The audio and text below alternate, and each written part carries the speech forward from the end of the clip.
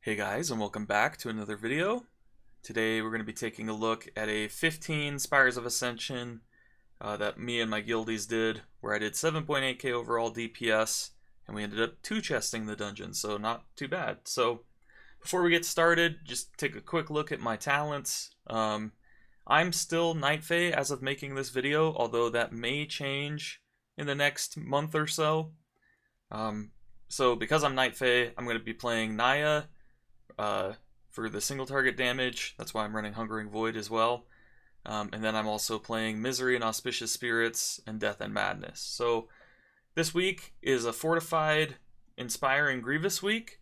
So you're going to be doing most of your damage on trash, right? And then you don't have to worry as much about the bosses. But in this dungeon, there are several times where a mob will jump out of the way, so that's not in on top of everything else, right? Which makes it harder to get good value out of Shadow Crash and Searing Nightmare, which is why I'm running Misery and Auspicious Spirits, so that you can do damage to those things even when they do jump away, right? So let's just hit play and get into it. There's a weird bug with Spires of Ascension, and maybe it's just me, but every time we start a Spires of Ascension key, I get this dungeon journal adventure guide thing that pops up, and then as soon as this shield thing goes away, when the key actually starts, it pops up again. So I'm not actually pressing any hotkeys or anything to make that pop up, it just happens. And that's super annoying actually, because I have to close it every time and it's in the way, and I want to think about the key and not think about that, right? So as we get into this key, usually what you would do in Spires is you would pull this pack and the Goliath pack, and you'd pull them all together, right? And then pop Lust and blast damage like crazy. But there was an Inspiring mob in this first pack. It's dead now because we focused it, right? But there was an Inspiring mob in this pack, so you don't want to pull the Goliath with it, because then the Goliath won't be interruptible, right? And the Goliath, when he casts Rebellious Fist, this thing that he's casting right now, it's very important that you interrupt that. So you definitely, on Inspired weeks, definitely don't want to pull the Goliath with that first pack. But I did pop all my cooldowns on the very first pull. You want to get as many uses of your cooldowns as you can throughout a dungeon. So using them early and often is kind of the idea, right? So I popped them on the first pull, but that means that my damage on this second pull is going to be pretty low, right? I do get a Mindbender not too far into the pull, right? Which helps bring my damage back up. So I'm going to be around 7k at the end of this. And then we're going to move on to the next pack, right? I do think if you're going to pull that first pack and then this second pack separately, I think that popping your cooldowns on that first pack is the right play. And then we're going to go into this pack. I have Fey Guardians up, and I've got Void Form. So I'm going to pop Fey Guardians right here, and then I Mind Blast right before I go into Void Form, so that I can get the reset on my Mind Blasts. For anyone who doesn't know, when you first go into Void Form, it takes whatever cooldown is left on your Mind Blast and gets rid of it, so that you have Mind Blast back up, and it gives you an extra charge, right? So you get 2 charges of Mind Blast in Void Form. So when you can, you want to try and use your Mind Blast right before going into Void Form, or within a couple seconds of going into Void Form, so that it's on cooldown when you go into Void Form, so that you get more Mind Blasts, right? Because you don't have to wait for that cooldown as soon as you're in Void Form. So yeah, we kill that pack. I popped Fey Guardians and Void Form for it, but now I've got my Mindbender and my PI ready. The other thing I want to mention, you'll see I'm targeting the tank right here. He's got 2 stacks of Grievous. So what I'm going to try and do is, as soon as he lands, I'm going to hit him with a couple Shadow Mends to help our healer out with this Grievous. And then I'm going to probably pop Mindbender and PI here. Yep. And then we go into this Executioner guy.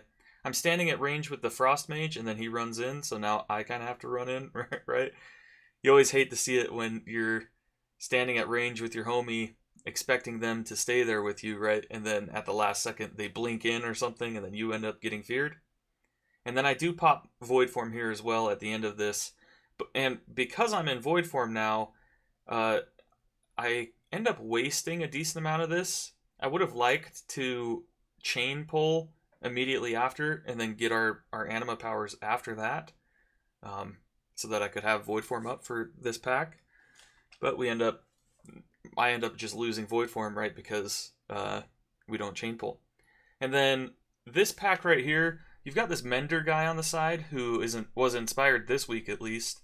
But fortunately, we can just sap them. We've got a rogue. If you're as a Shadow Priest, you've got nothing that can hard CC this Mender for a significant amount of time, right? You could paralyze it with a monk. You could sap it. You could even sheep it as a mage or whatever. But as a Shadow Priest, all you could really do to this guy is hit it with one Psychic Horror, which stuns it for 4 seconds, and that's not nearly long enough to kill this Goliath and the other stuff, right? And you definitely want to CC this guy out here off on the side so that you can interrupt this Goliath while you're fighting it, right? Because if you don't interrupt it, especially on the higher you go, so a 15, maybe you won't die from it, but on a 16 or even like a 17, right? The higher you go, right, the more damage that the Rebellious Fist is going to do. And eventually it's going to start one-shotting people, so you do need to keep that in mind. Some of the mobs in here get a buff on them occasionally. And if you Dispel Magic, if you use your Dispel Magic on it, it puts a weapon on the ground that any melee can pick up. So that's something you should keep an eye out for as well. And then I pop PI and Mindbender here. I'm dodging these black projectiles, right, to try and not die, obviously. And then I'm going to dot both the bosses, right? So you've got the little flying guy, Azules or whatever. And then you've got Kintara. And you want to dot both of them because they share a health pool. So any damage you do to one is inflicted to both, right? It's not like you can focus one down and then have to kill the other. They share damage, like I was saying. So if you dot both, you're basically just getting twice as much damage, right? So anytime that Kintara doesn't have dots on them, like right now, until I just put them on, that's damage that you're losing, right? So this 12.2k DPS or whatever I end up doing, part of that, I probably wouldn't end up doing this much damage if it were single target or if they didn't share a health pool, but because they do share a health pool, right, I get effectively 2 Vampiric Touches on the boss and 2 Shadow Word Pains, which is pretty nice. And then everything that hits them, like every ghost that hits either of them does damage to both, right? So it's a pretty nice. You definitely want to dot both of them like that, especially even if you're not playing Misery in this dungeon, right? If you decide to play Shadow Crash and Searing Nightmare, this pack right here is a good reason for why you might want to play Searing Nightmare and Shadow Crash. These guys are staying pretty stacked up. You could get a lot of damage out of it. So if you do end up deciding to do that, then you still want to dot both the flying guy and the boss, right, on that first boss, because, like I said, it's damage to both. And then as this pack is wrapping up, I did pop Void Form here. I should save my PI, and I sniped something with a Ruby right there. Hoping to carry this Ruby buff into the next pull, which is just going to be this one dude. Actually, I'm not sure what we're doing here. Yeah, so I rubied that, one of those things that was dying, right, to try and get a lot of crit going into this next dude, but we ended up taking so long to fight this next dude that it didn't actually matter, and I was probably better off holding the Ruby. Actually, yeah, I mean, it's kind of a net zero, because I didn't really lose anything for using the Ruby there, and I didn't really gain anything either, so it's just kind of meh, it doesn't really matter. Although, coming into this next pull, I won't have Ruby for this, right, which means if I was wanting to use my Ruby here, which I probably wouldn't have anyway, because all of this stuff should die pretty much at the same time. I do pop my Vampiric Embrace right here to try and help with healing. I will mention, I'm not positive, but if I had to guess, I would say that Vampiric Embrace heals don't count towards Grievous, although Grievous is you get rid of Grievous stacks by using direct heals on people, right? And Vampiric Embrace, I think, does count as a direct heal. I would just be surprised if Vampiric Embrace does actually work for it. But regardless, when you have a bunch of Grievous on people, even if your Vampiric Embrace heals aren't going to be getting rid of the stacks, it's going to help because those people are taking more damage anyway, right? So they're going to need extra healing, and Vampiric Embrace can help with that, right? So we're just on to this third pack right here, this Forsworn Squad Leader and the Skirmisher, and I think that's not 2 Skirmishers, I think it's just 1. Anyway, so we're going to be... I pop my Desperate Prayer right here, right before I Shadow Word Death, to try and mitigate the damage that I take from that Shadow Word Death on myself. And then, yeah, we're just going to finish off this pack right here. My PI and my Mindbender come off cooldown. I'm still sniping stuff with Shadow Word Death. And you'll see, so far in this key, I've been doing pretty good, right? 8.5k overall compared to the other people. I'm about 1,000 DPS above the other people. Right here I'm looking at the loot table. And this is kind of what you would expect to see in this dungeon. Shadow Priest does pretty well, especially if you can line up. If you don't have a lot of add damage, right, from the other people, like if there's no Windwalker or a Warrior or a Demon Hunter, those 3 classes do a lot of really big trash damage. If you don't have one of them in your group, then as a Shadow Priest, you're going to have more time to get your Misery on everybody, right? Your Vampiric Touch and your Shadow Word Pain on all of the adds. And then they're going to live for longer, which means that you're going to be able to generate more ghosts against them, which means your damage is just going to go through the roof, right? Whereas when you're playing Misery with like a Windwalker Monk or a Demon Hunter or something, you're going to lose a lot of damage because a lot of your damage when you play Misery comes from your Auspicious Spirits. And when things don't live long enough for you to get many Auspicious Spirits out, then you lose out on a bunch of damage, right? Not only do the ghosts deal damage, they also give you Insanity Gen, right? Everyone that hits gives you 1 Insanity, I believe. And then I think if it crits, it gives you 2 Insanity. I remember in BFA it was like that, but it may not be like that anymore. But I know that they give you Insanity. I'm just not positive on the exact numbers, right? I think it's 1 for a non-crit and 2 for a crit. But you also generate 1 ghost if you don't crit, and you generate 2 ghosts per target if you do crit. So maybe that's where you get the extra Insanity. Regardless, when things live a long time, and you have the opportunity to use a bunch of these ghosts against them, right? Get a lot of spirits flying at them. Not only are you doing more damage because your spirits are dealing damage, right? And so you get more spirits means more damage, but you also get the Insanity Gen, which means that you get more of your Devouring Plagues or your Mind Blasts, more Devouring Plagues because of the Insanity Gen, right? You don't need Insanity to cast Mind Blast. Okay, and then up on top of these stairs is another time where people will do double pulls or triple pulls, right? But Inspiring is kind of makes it hard to do that. So we would typically pull this Praetor and these Stealth Claws into this Goliath, maybe with this extra pack right here. If you have a Kyrian in your group, then that's a really nice pull to for time efficiency's sake. I do pop PI here in Mindbender, by the way. If the more stuff you can pull together and survive, right, the better in a Mythic Plus key, just because you're going against a timer, right? And so any time that you can spend fighting multiple things is time that you're not spending fighting one thing at a time, right? Hopefully that makes sense. And so if you can pull this pack into the Goliath pack with the patrol, then it's really, really nice. You could do a lot of damage to things, and stuff will die faster than if you were to pull those 3 packs separately.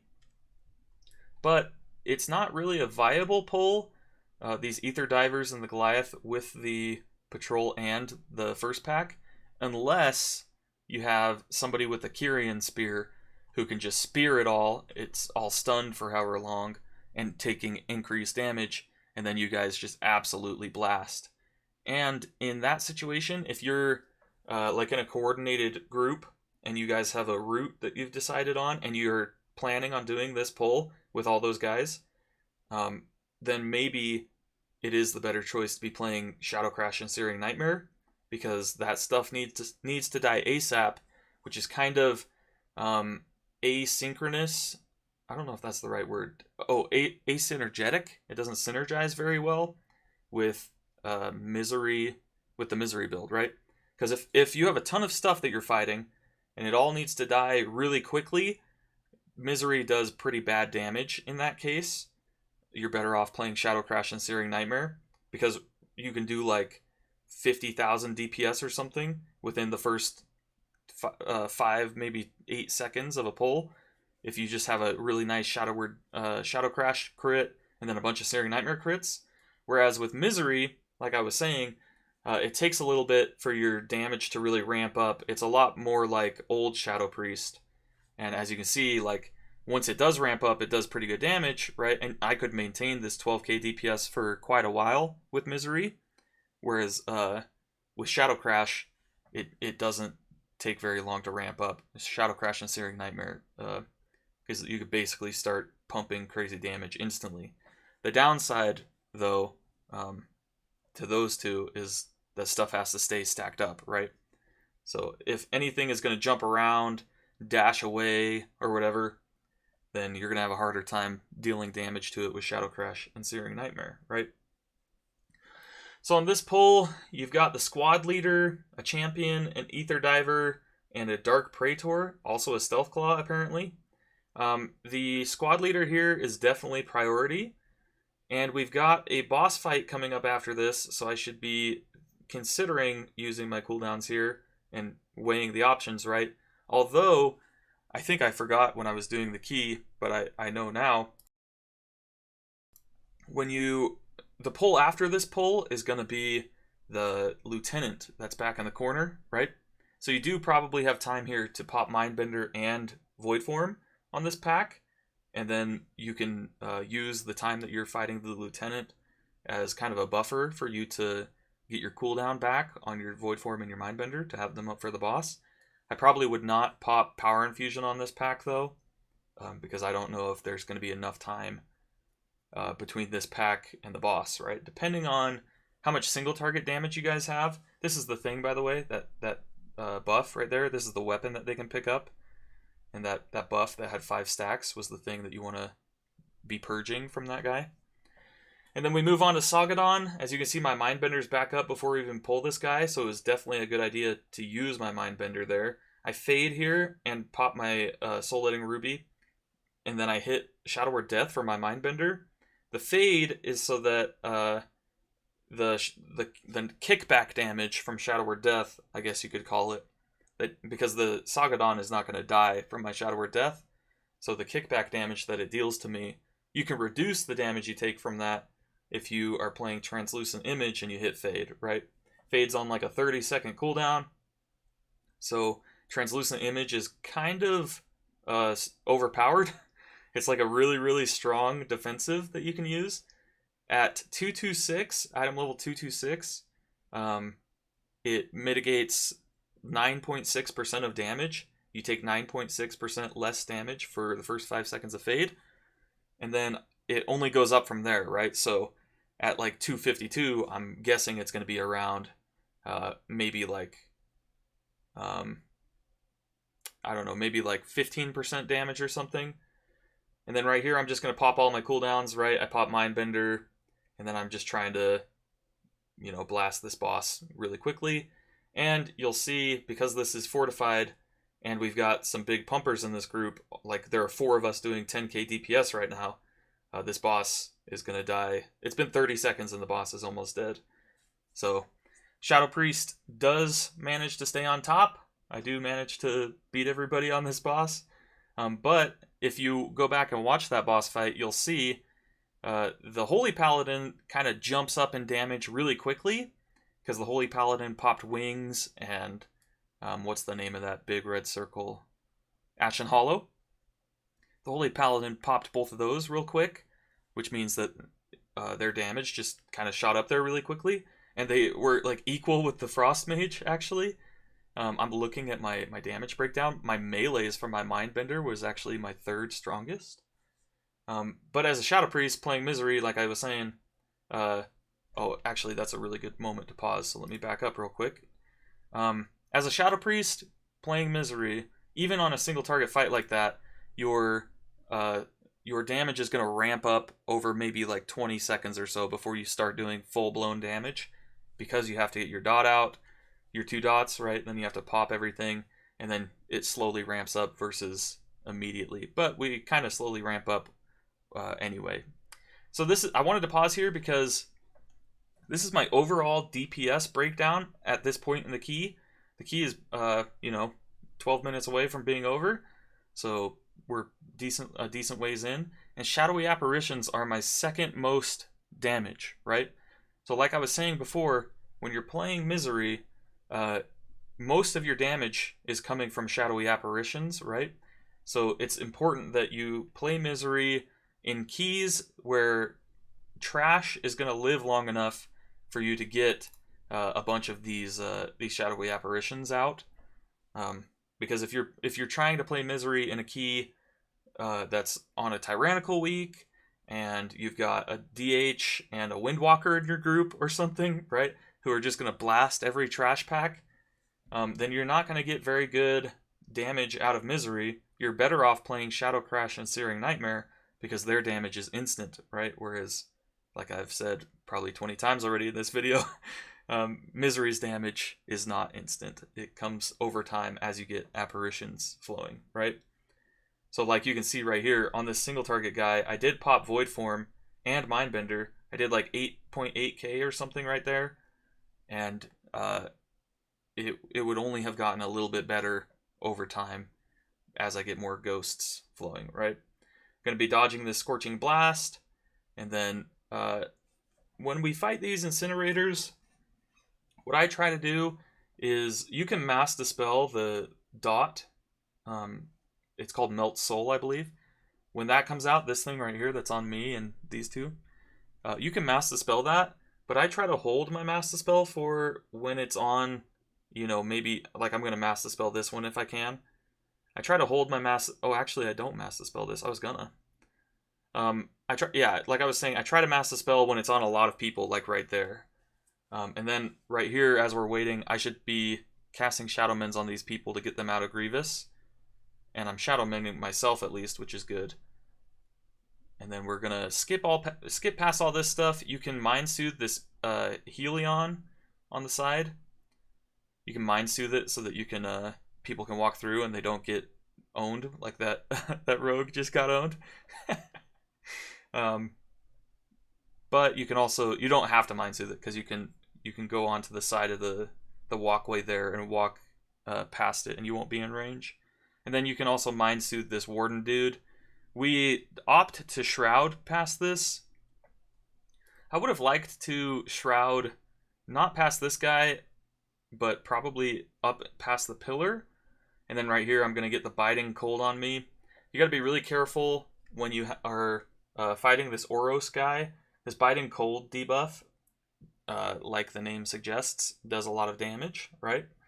So you're going to want to watch yourself. Make sure you're pressing your Fade and your Desperate Prayer pretty much anytime you feel like you're getting kind of low. You can also save Vampiric Embrace for this. A Vampiric Embrace on this guy would help with anybody who's getting damaged by those little swirly ice things on the ground. The Cold Snaps is what they're called. Or anybody who has Biting Cold on them. And then we kind of do an old school route right here. People don't really go this way these days anymore. This is what people did at the beginning of 9.0. But people have opted to go down the middle recently. And our rogue dies for it. I'm going to take a ton of damage and almost die. I popped Dispersion because I saw that I was going to get all of those hurls on me. I managed to live. And then we're going to need to kill all these guys before we can go into the boss, right? So this is a good example of why people don't really take this route anymore. So what I mean to say is you've got these 5 usurpers who hang out over here somewhere, right? And you need to come past them and line of sight around this pillar. That's been the strategy since 9.0. The only difference is if you go on the right side like that and everybody runs past them, then everybody is in range for their hurl ability, which means everybody's taking a bunch of damage from those spears that hit you.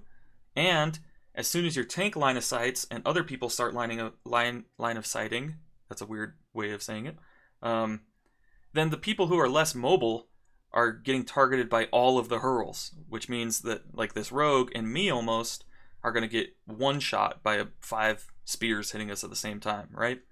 The alternative, you can handle this really, really easily and you lose nothing if you just send the tank first by themselves, or you shroud past and then pull everything once you're here. Either of those works, and you can just run down the middle past this like circular area. You run down the middle right here and come around this side rather than going that far away. And you don't pull anything, just like you don't pull anything going on this side. And if you send the tank first, the tank can usually handle all of those spears. And then he line of sights, the mobs come over here and start throwing their spears at him, and then everybody else is safe to run up and start hitting them as well. That would have prevented Paledrith's death, and it would have prevented me from almost dying as well, right? I run out here to go mass res him, but he's already getting mass resed by our healer, so I cancel it and I come back in. I re-up my Power Word Fortitude on him, and then I've got my cooldowns ready, so I'm ready to go on the boss, but we end up pulling these other usurpers, and then we do line of sight these ones, and they don't one-shot anybody, right? So we're feeling good about that. And then I'm gonna dot all of these if I can, as many of them as possible. I'm line of sight of that one for a minute, and then I'm gonna start sniping stuff with Shadow Word Death, Mind Searing here to generate insanity, as well as do a little bit of AoE damage, although it's not that much. And then now I've got all my cooldowns ready, and we're ready to go into the boss.